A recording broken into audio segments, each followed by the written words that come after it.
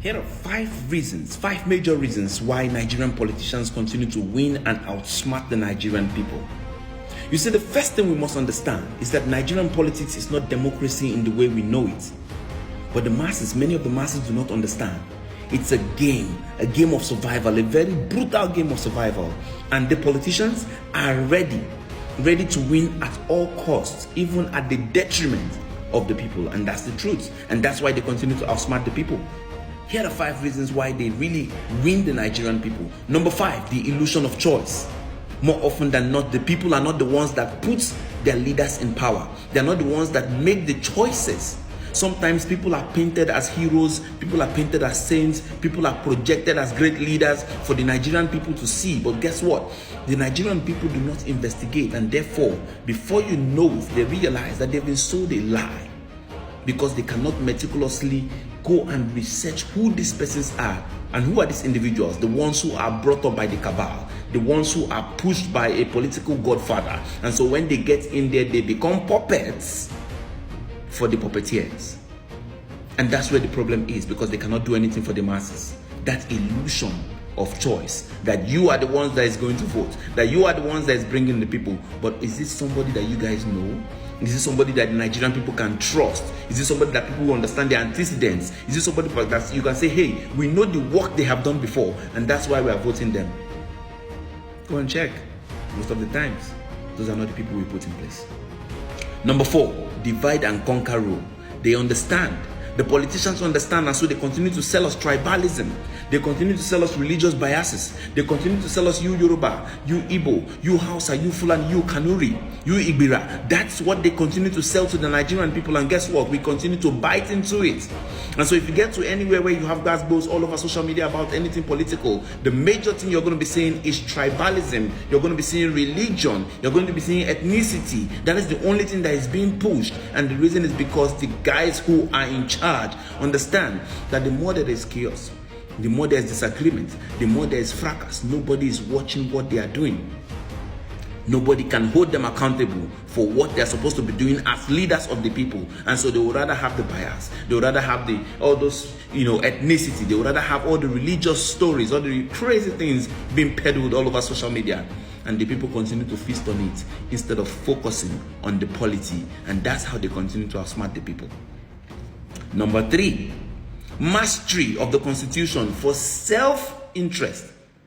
See, these guys, the politicians, have learned and mastered. They have mastered the constitution so much. Why? Because they understand that in mastering the constitution, they know the rules. And those who know the rules will know how to break it, flout it, bend it to their own advantage. And that's what they do. They bend it to their own advantage.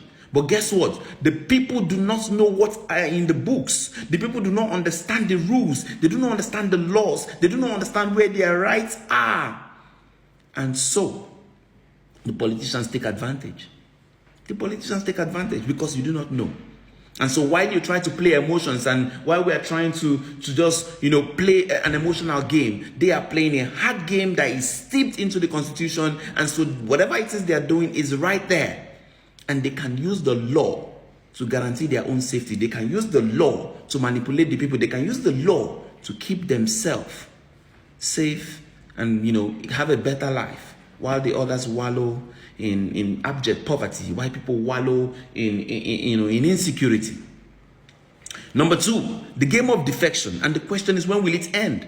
How long are we going to continue to vote people who are jumping from one party to the other, from APC to PDP, from PDP to NNPP to NNCC, and to PD, HIV, to every rubbish thing they call party? I don't even know what their names are. Too many parties, we don't even understand their ideologies. When will our parties be built on true ideologies? When are we going to choose people based on what we know that their principles are, what they are standing upon? Where are you on gun laws? Where are you on abortion? Where are you on child marriage? Where are you on the principles and the things that we're supposed to be talking about? We don't choose people on ideologies. That's why they defect from place to place. And then we have defection issue in Rivers State right now that has led to state of emergency. But nobody understands that has to be fixed. And so they continue to ride on the wave. Today they are A, tomorrow they are B. And it doesn't matter when they are Z. And finally, number 1, The need for a smarter electorate. We have a younger generation right now, and it is time for the people to think. The young people, you and I, must think way beyond what our fathers were thinking, the way they were thinking to play this game. We must pick them at a different game. Innovation, technology. There has to be a way we have smart gadgets. There has to be a way we have smart tech that can help us put these people to check. There has to be innovations, disruptive things, that when we launch them, these people understand that they need to listen. So those who are in those spaces, those are the ways we should start thinking.